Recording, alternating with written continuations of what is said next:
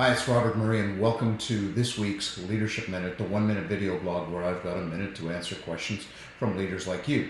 One of the questions I got this week from one of my clients was all about accountability and how do you instill it in your organization. I actually want to take the subject of accountability and I want to roll it back to, well, how do you make it an individual thing? How do we make it a you thing? Accountability is not something that is done to you. It is something that you do as a leader. You make yourself accountable. In no organization that I've ever been part of anywhere in the world is, do I hear leaders saying that I am forced to be accountable for this. It goes back to that age-old problem where are you a problem finder or are you a solution finder? And accountability is all about stepping up and saying, yeah, I own this. I'm going to be the one driving it. I'm going to find a solution for it. Accountability and actually taking accountability as a leader is one of the very best things that you can do for your career.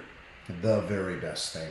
I'll give you a really quick example of that. A number of years ago, I don't want to tell you how long ago, but I was a sales manager.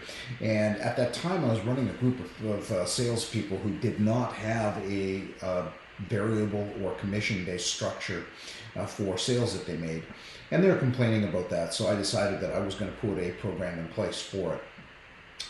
My bad is that I didn't get approval for it. However, sales went through the roof.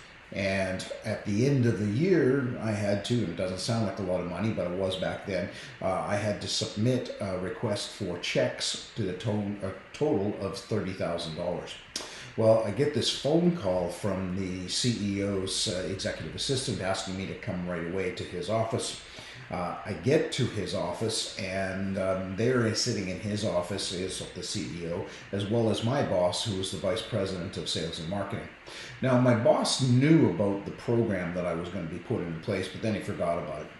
So then the CEO had a very, very disgusted look on his face, and he said to me, tell me about this $30,000 worth of checks that you're requesting. And so I explained what it was for, and then he said,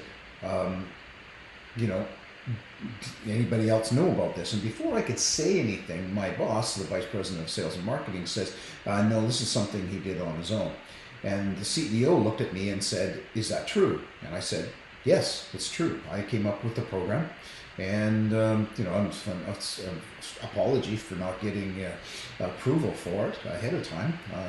And so he looked at me for a long time. There was uncomfortable silence. And then finally he said, good. Thank you for taking accountability for that. And he said, if you had not taken accountability for it, if you had attempted to blame somebody else, I was prepared to fire you. Long story short, what I found interesting was that my boss, the vice president, did not take accountability for it, even though he knew about the program. I stepped up and did. 6 months later, my boss was gone, and I was the new vice president of sales and marketing. And I stem it all back to the day that I took accountability for something and he attempted to blame me for it. So, the moral of that story is that if you want to further your career, if you want to get better results, accountability starts with you, first and foremost. That's it for this week. Thanks very much for watching, and we'll see you soon.